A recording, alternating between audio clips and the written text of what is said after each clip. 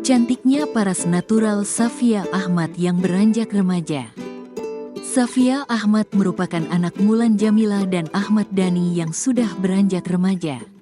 Kecantikan natural Safia Ahmad sukses menyita perhatian. Tak cuma cantik, Safia Ahmad juga jadi kesayangan 3 kakak gantengnya, yaitu Al, El, dan Dul. Tapi sebelum menjadi adik yang paling disayang, kelahiran Safia ternyata sempat dibenci oleh Al. Bahkan saat itu Al tidak mau menjenguk sang adik yang baru lahir. Namun berkat sosok ini, Al kini bisa menerima kehadiran Safia bahkan mencintainya seperti adik kandung sendiri.